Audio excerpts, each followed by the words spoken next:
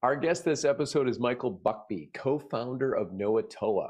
Knowatoa is a software company that helps organizations find and rank for the questions people are asking in AI platforms like ChatGPT, Claude, Gemini, and Perplexity. Michael has built his career around understanding how people search, not just what they type, but how companies can actually meet those needs in meaningful ways. As AI changes how information is discovered, he's helping businesses stay visible in places where conversations are already happening. He's here to discuss how to show up and stand out in the age of AI search. Please welcome to the podcast, Michael Buckbee. Welcome. Welcome to the Engaging Personalities Podcast. I'm Anders Belanger, founder and CEO of Engagify, where we're on a mission to rehumanize business through engagement. We believe that we can all be more successful if we can command attention and deepen connection. So stick around to the end of the show and we'll reveal how you can be our next guest on a future episode. So let's get ready to engage. Awesome. Thank you so much for having me. This is great. Awesome. Well, thanks for being here, Michael. And I mean, it's always the like pre-talk of the before we we're recording, but like before we go, okay, we're really going now. Okay, get ready. Here we go. You were talking about you have a background in demand generation, and I just want to kind of explore that. Like, how did you what's your evolution in terms of search, in terms of marketing, in terms of helping companies? Where did you come from, and how did you get here? Yeah. So I've just bounced between the business side and the software development side of, a lot of different places for my entire career. I have a degree in finance, never really used that formally because I started doing software development in college and it paid a lot better than the entry-level finance jobs. So just sort of took off from there. So software development with a view to the business side. And so I've managed to work with a lot of startups, a lot of YC startups, worked with a lot of big companies in a lot of different ways, have started a number of different SaaS applications over the years, some of which are still going, some of which, didn't pan out. And the latest iteration of all of that is Knowatoa, which takes a lot of my past experience being in demand gen, trying to run a big team doing SEO, and then figuring out how that makes sense today with all of the changes that AI is bringing. And just to sort of start the conversation, I think there's a real interesting thought exercise, which is let's just pretend ChatGPT doesn't exist. Let's pretend Claude and all these places don't exist. And we're only talking about Google. There's still a huge number of changes you need to make like right now to your SEO strategy because Google is changing so much. And that's something I see that really trips people up as kind of like a reflexive and, not unwarranted, hey, is this just hype? Is this just a new weird thing I don't need to care about? But yeah, I think there's a lot of changes happening right now. So just as you were saying that, Michael, I was kind of thinking like, yeah, do we even need SEO anymore? Should we just go all in on the AI optimization, whatever that looks like? Yeah. And we'll get into that. But it was kind of like, yeah, SEO is dead. Is kind of was my thought in my head, and then you said the exact opposite. So I'm kind of like, oh, wow. So, well, again, this is the weird. So, and again, the pre-talk, we're talking about like, hey, we have sort of weird company names, Knowatoa, like these are not, when we were trying to come up with a name for the company, there was a lot of like, oh, should we call it geo optimization SaaS? So we make it something, but all of the terms we're even using for this stuff, like, is it SEO? Is it AIO? Is it geo? I'm of the opinion, now we're at the point, it is just SEO. That's the term we use. And that encompasses all the stuff that Google is doing with traditional search. And by traditional search, I really mean like you type a keyword in, you get 10 blue links you haven't seen before, and you click through those.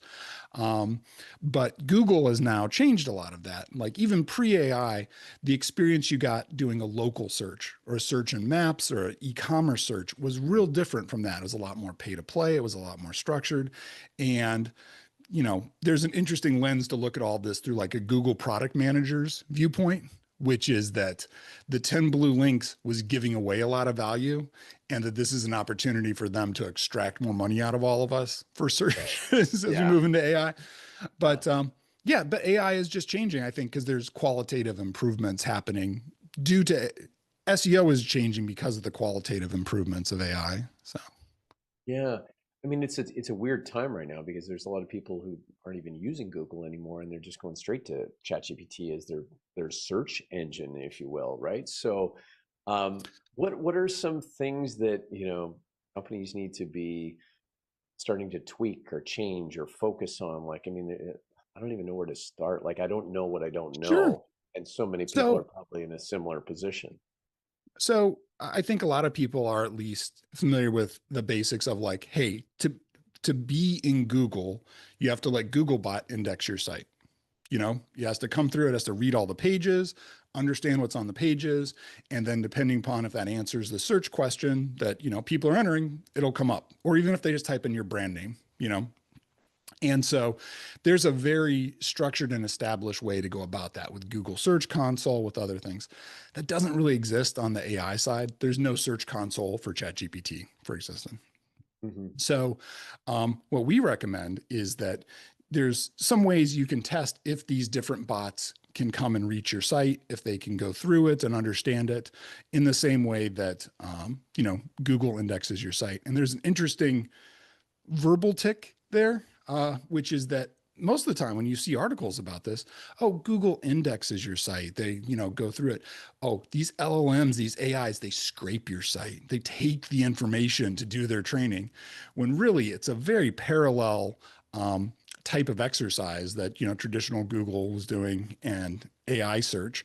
And if you mess that up, you're sort of at square one, that none of these new search engines, new search tools can really reach you. So Mm. How much does the role of, say, a founder, co-founder, um, you know, maybe even this evangelist for a company, play a role in terms of the AI searchability, if we can call it that? The idea that that person is a thought leader, or putting stuff out there. Is that help out? Does that make a company stand out better because of that attachment, because of that connection, and maybe fame, if you will? sure. Well, I mean, so there's different kinds of sites, obviously, and different sorts of concerns that come out of that. There's big publishing sites, CNNs and Fox News, whatever you want to look at of the world. And then, there's certainly sites that are just e-commerce, the cars.com, the eBay. And then, there's B2B like SaaS sites, which is, I think, more of what like we're talking about. And the traditional content strategy playbook was a lot of traffic based content, which was like, hey, like I used to be in cybersecurity. We had very popular articles on like what's a proxy server, what's a web application firewall. And these were sort of low intent, very high traffic things that got a lot of people to our site that we could then engage with, get them on a newsletter, try to get them into a webinar. Is this an MQL? Like, go through that process. And a lot of that is what we see going away, where that customer journey, that search journey is happening inside of the AI, where it's a much better experience to ask ChatGPT, what's a proxy server? And then it's like, oh, here's an explanation. Do you want to know about forward Right. proxies or reverse proxies? And you're like, oh, okay. Right. And Yeah. so the onus for the founder, for the marketing team, is less on that level of education and more on what stands out and more about what it is your company actually does. That used to be a lot of times, working at a big enterprise, you have battle cards. You have, here's our features, here's how we stack up against those competitors. And if you think about it now, and this is something one of our customers said to us, which is that ChatGPT is now our most popular and least well-trained representative of our company. And if you think Say about that it, again. that Most least ChatGPT educated. is our most popular and least well-trained representative of a company, Yeah. which Yeah. is sort of a framework. That's a problem, you know? Yeah. And you could almost consider this not as like an SEO marketing exercise, but as a very like ground level business. We're onboarding a new employee. How do we train this employee what it is we do, what problems we solve, what are the common sales objections, and how we meet them? And if you think about it in that way, gee, there's a lot of work to do because maybe a lot of that isn't present on the site. Maybe that's out there in a mix of different ways. And so kind of what we're trying to do is put a little bit more of a framework on that, put a little bit more of a structured plan about how to execute on that. And, you know, it's one of those weird things where it's hard to see a lot of attribution out of that, but just everybody you talk to is like, I use AI more and more every day. It's one of the stickiest, products ever made. So yeah. Yeah, and man, there's something in my mind's kind of spinning, but as far as you know, AI and let's say paid search, do you see that becoming a thing? Because I think people really like the fact that, hey, I'm paying for my ChatGPT, Mhm. whatever it is, I got it right here. I ask it what I want. I have this, in some ways, kind of an intimate conversation, right? Yeah. Like it is going back and forth. Is there, or do you see a way that people are going to try to, jam in there in terms of paid search and maybe disturb that kind of relationship that we've kind of created with our AI? Um, so in certain Google ad products right now, it's it's just slid into some of the AI answers, the AI overviews. So Mm, there's already some senses of that. But that feels very last yeah, generation. I don't think we figured out quite what it looks like in the modern world. right. An interesting example is Perplexity. Perplexity has an ad product now that's the follow-up question. So, if you ask, hey, what's a web application firewall? You can bid on that term firewall and then have the follow-up, question be like, oh, do you want an open source firewall or do you want a managed firewall? I'm like, oh, I wanted the managed firewall and that's Yeah, my service. You can start to do ad campaigns like that that yeah, insert themselves into the search journey to guide it a little bit. But I really don't think we've seen the extent of this yet, but it's definitely coming. And the tea leaves I'm reading to see that are, ChatGPT in particular is opening up more and more to be less restrictive, that you don't need an account to log in. You can just go to it like Google. You don't right. need, some of these other things. And if you look at the performance of it, which is an interesting thing, I think people consider AI to be very expensive. What's very expensive is the absolute latest frontier models. If you look even like one generation back, like the model we used last year, still very good. So very helpful for a lot of things. A lot of people were using it last year. It's 1,000 times less than it was last year. So we're looking at the equivalent product price, like falling 1,000% year over year. It's just going to be ubiquitous. And so at that level, it's like, it makes a lot of sense that you just want more volume. So, Yeah. How much or and don't know what I don't know, so I'm gonna maybe ask dumb questions, but I'm gonna guess maybe there's some other people out there thinking something like this. Is that if I'm a subscriber to ChatGPT, I yeah. ask it questions, it knows me to a degree. Mhm. How much of search results, in quotes I'm using with for the listener, would be put through that filter of what am I specifically looking for? So does that make sense, Michael? Do you know what Mhm. I'm kind of getting at? Oh, Yeah, absolutely. yeah, So, uh, um, there's a lot in the AI world, there's a lot of talk of agents. Like, hey, agents are going to do this stuff for us. And I think the true first widespread practical application of this is research agents. And so pretty much every AI service has something. And really, most of them are called the exact same thing, which is like deep research. And, you know, you're there's something that I think everyone who's listening to this UI are very good at. Like, we get the 10 blue links, we open up the top three in tabs, we sort of do this conglomeration of like, is this credible? Is this the right thing I'm looking for? And then we do the next search and we do all this stuff. And what these deep research tools, they basically do that for us. And this is a real split in the road where there is this filter, as you're saying, between the search results and ourselves. And so partly that is influenced by the memories. That's the technical term. The ChatGPT has a memory of this. It's implemented a little differently in the other systems, but it's sort of weighing those set of results. And there's a lot that goes into that. And I think that's going to become the default way we're looking for information. And I think it has some real implications for brands as well, like some different changes that need to happen. So, Is there an evolution in terms of how people are searching, not just in the keywords they use, but maybe in the language or the intention behind the questions they ask? Like, are the companies who could be benefiting from this, and they learn off questioning process or something? Does that make sense? so I think there's two pieces of this. What the first was sort of about intention, and the second was about like how do you take advantage of this, Yeah. and sort of where do you put anything. So on the intention side, um, you know, SEOs always talk about search intent. That like you're making a query for like window blinds or something. Well, the intention is you're probably looking to buy some new window blinds. Even though it's not like you don't write out the whole sentence, I would like to buy some window blinds now, please, Mr. Google. That's the intention.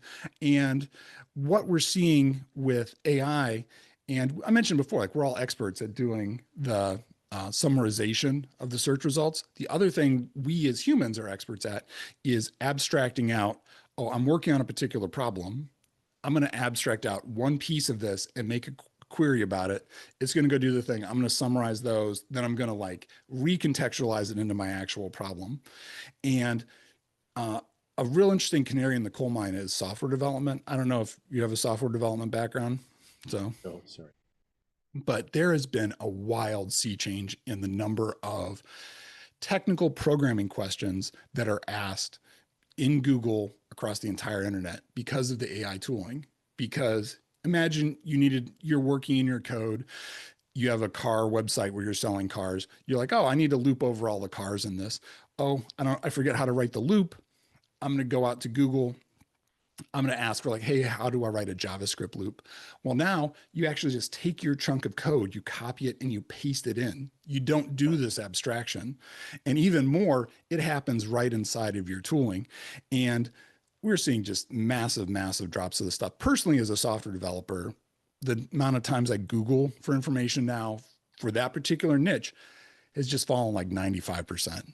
And that's kind of across the board. And that's a real change from like search intent to task intent. And a lot of times that there's this context that's brought along with it that wouldn't exist in traditional search. And I think this is one of the big reasons Google, you know, it's a company of software developers. And internally, as soon as you start using any of these tools, your own searches just take a nosedive. And I imagine that was very alarming to them internally, where, they've now publicly stated like 30% of their code last quarter was written by AI. So what do you think the future is for Google? I mean, we've had Marcus Sheridan on the podcast, who's one of these thought leaders about, and I don't know if you're familiar, but talking about AI being the new Google, kind of the idea, and then we want AI to know about us, ChatGPT to know about us, and what have you, in terms of our services and that sort of thing. He imagines a world where Google doesn't exist or is not the thing it used to be. Where do you see Google going, or what do you see as that kind of future go-to Google? So I think you have to separate search as a category from what Google is doing as a company. And what Google is doing as a company is investing incredibly heavily in AI. And right now, if you just looked at, hey, who has the most AI searches happening anywhere? It's Google. Like clearly their AI overviews, which is everyone has, like literally in public PR statements, they've said over 1 billion people are using these now. That's a lot of people. That's very mainstream. And their new AI mode, that's like a light version of the deep research tools, and a lot of these other things, I think really position them well for the future. And certainly they have a lot of footprints in places that ChatGPT doesn't. Android is the big one, a whole device network of Google Home devices. Gemini is now going to be shipping in every TV set that's Google enabled, so you can just like ask it like, hey, bring up Netflix and give me that detective show I liked, and it does that kind of thing. Yeah. And we're seeing sort of a race. Like, can ChatGPT or Claude or these other systems, can they become Google faster than, Google can become the next AI service? So, there's a lot of reports of OpenAI. They have a deal with Johnny Ive, the designer behind the iPhone and all those devices. They're going to come out with physical devices. Meta's coming out with all their glasses that are specifically like AR, VR, AI tooling, so it's just a wild new world. But I think, Google is not going away. And I imagine, but I think search as a destination, like I'm going to go to Google, I'm going to search for this, is going away. I think it's going to be much more fractured and just built into all the tools we have. So, Right. Yeah. Yeah. That's, I mean, like you said, it's being built into all these different things. You can make Siri at GPT if you want, right? So yeah. it's built in and easily accessible. Um, what do you think, with AI hallucinating, Hmm. and just that's more Gen AI, where we kind of like, what do we trust, what do we don't trust? You know, where are we in the world of trusting AI, and how do you see that evolving, or us reconciling those kind of sticky points that Sure. might be issues? So, with AI models, there's two kinds of hallucinations. There's hallucinations where essentially it doesn't know what the fact is, and so it interpolates between whatever 2 points it happens to have. It sort of takes the middle path of this. And then there are hallucinations of logic, of like the twisty sort of word problem stuff. And the first ones are the ones I think we as marketers and, search people are very concerned about, which is like, going back to, ChatGPT is a popular representative of the company. SaaS applications, very worried like, hey, we're a healthcare application. Are we HIPAA compliant? Hey, we have to do work in the EU. Are we GDPR compliant? And is ChatGPT going to correctly give that information out to someone that asks, or is it going to hallucinate? Oh yeah, I don't know, so I'm going to say like Mike's company, they're not GDPR compliant, and someone asked that in ChatGPT, and now I was out. I'm off the consideration spreadsheet they're putting together Right. before I even get started. And those are the kind of things that are like easily dealt with. You make a better page on your site, make sure the bots can get to it, publish it out to some strategic distribution sources, and suddenly you're looking a lot better, more accurate information, better sales. So Yeah, there's so much to wrap my head around, and yeah. so Michael, tell me a little bit about how Knowatoa helps other organizations out there make sense of all this. What does that kind of process look like, and how do you work with people? Yeah. So, I think one of the a couple things. One, I've said a couple things like 20 times now. But, one of them is we have on our site this thing called a biscuit framework, which is just a framework for having this sort of conversation with your own brand, your own tooling.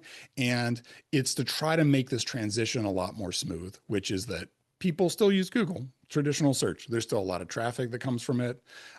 Certainly, these new things are coming up. How do you think about that? How do you prepare? And it sort of walks you through some of those steps. And it's not specific to us. It's more like, hey, here's some interesting questions you should probably ask ChatGPT about your company. Like, we're talking about agent-based search. Well, what happens if that agent is like biased against your company because of things that happened in the past? That certainly can have an effect. So, there's a whole lot of things in there that, I'd recommend people check out. What we specifically do is we help automate a lot of this because it's a lot to get your hands around.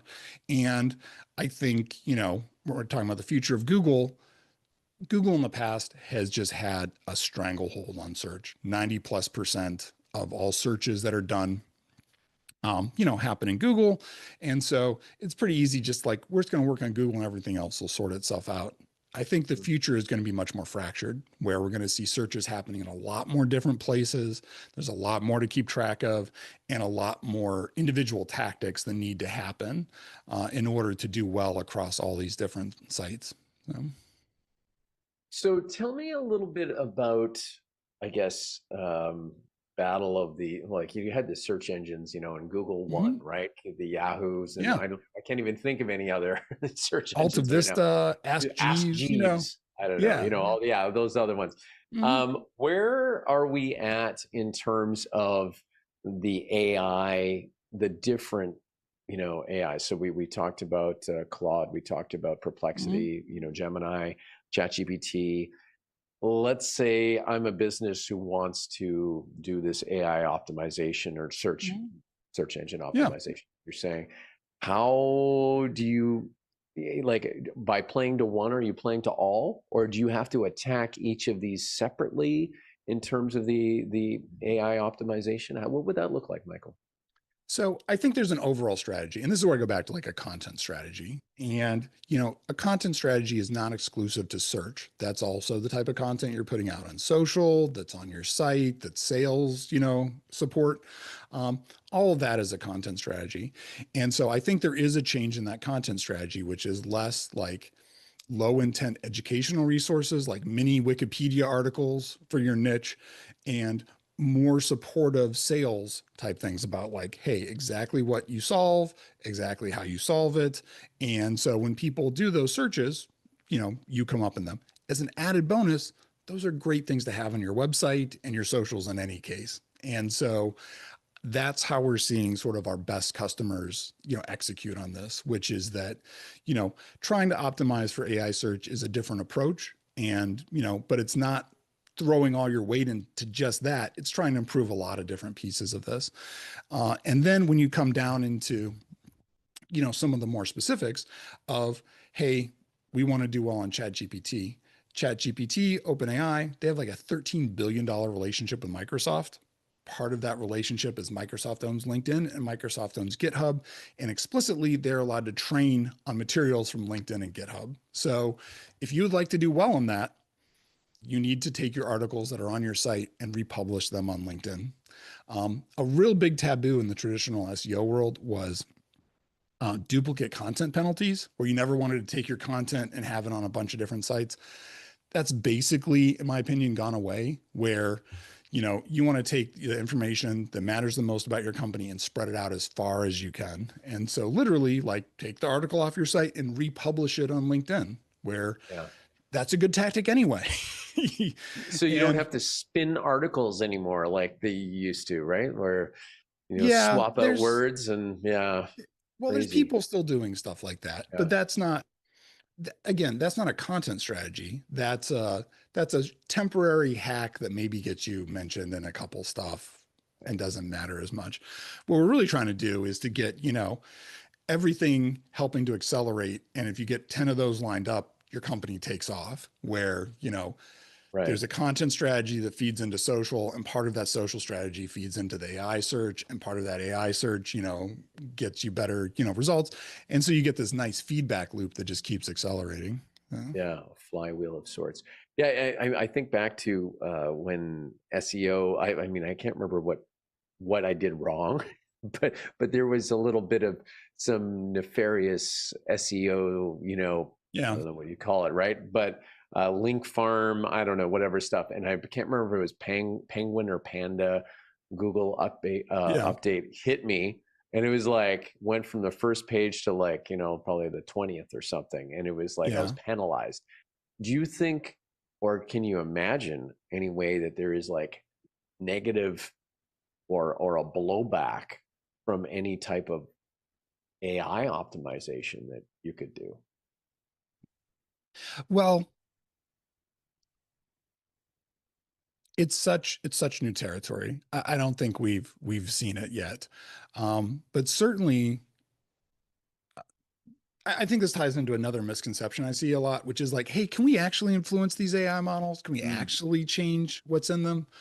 And that just strikes me as weird because from my side, all I do is see all the changes, which is that even for something that feels like static, like, oh, there's only been like ChatGPT 3 and 4 and 5. If you actually look even just in their API, every about month and a half, they cut out a new version of it that has like updated data that has new stuff. And like all the time they are changing the system prompts, which like tells it how to weight results and how to think about stuff. And they're changing when it calls out to external tools and doing all this stuff. So across all of that, I think there's certainly, bad things that you could do that would misrepresent your company that you'd be stuck with. and that eventually we'll see penalties on, where maybe they just, blacklist you from showing up in their index. And I don't think we've seen that at the level of like Penguin and Panda, but we've certainly seen them do that in response to lawsuits, where there have been a number of lawsuits from the New Right. York Times and Atlantic, where they've said like, hey, we don't want any of our authors to come up in here. And if you search for any of the New York Times op-ed, authors, they are not in ChatGPT. Like, hey, write this article, and it won't. And so there are a lot of restrictions and, manual penalties and tweaking. It's, the Wild West in a lot of ways. So Yeah. Which is exciting in the Wild West. it is exciting. And, I think there's a lot of negativity around AI, especially for marketing and sales, where it is disruptive in a lot of ways. But particularly on the marketing side, I feel like there's so much upside that's going to happen, where just trying to wrangle all these different systems and get them all going the same way and get them all onboarded, to use that terminology. That's a job. I mean, that's a job that you need to do across all that. So I think there's a bright future for marketing and sales with AI, and that's brought about from all these changes. That's a nice note to kind of end on right there, because it's just optimistic. It's got a nice light feeling to it, Michael. Michael, how can people reach out to you if they're interested in learning more? They're welcome to email me directly, mike@knowatoa.com. You can also go to our site, sign up. It's free to sign up. And we have a lot of tools that help test all these things and make your life easier. At least that's our goal. And just for, if people are strictly listening, Knowatoa is KNOWATOA. So that's just Knowatoa. Because you could look at different ways of spelling it. So awesome. Michael, thank you so much for being here. I know we just barely cracked the surface in what you're, an expert in, but you kept it reasonable for me to follow along. So I very much appreciate you coming on the show. I appreciate the opportunity so much. I really enjoyed our talk, and I hope your listeners, all got something good out of it. So perfect. And to all of our listeners, thank you very much for tuning in once again. And until next time, you know what to do. Stay engaged. Thank you so much for listening to Engaging Personalities. If you believe this world needs more engagement and you're an industry leader, or you have an interesting take on rehumanizing business, go to go.engagify.ai/podcast-guest to apply and come on the show. If you got something out of this interview, do you mind sharing it on your social media? Just grab a quick screenshot with your phone and text it to a friend or post it on the socials. If you know someone that would be a great guest, tag them on social media to let them know about the show. Include the hashtag Engaging Personalities. I love seeing your posts and guest suggestions. We are regularly putting out new episodes and content. To make sure you don't miss any episode, go ahead and subscribe. Your thumbs up, ratings, and reviews go a long way to help promote the show and mean a lot to me and my team. Want to know more? Go to our website, engagify.ai, or follow me on LinkedIn. Thanks for listening, and stay engaged.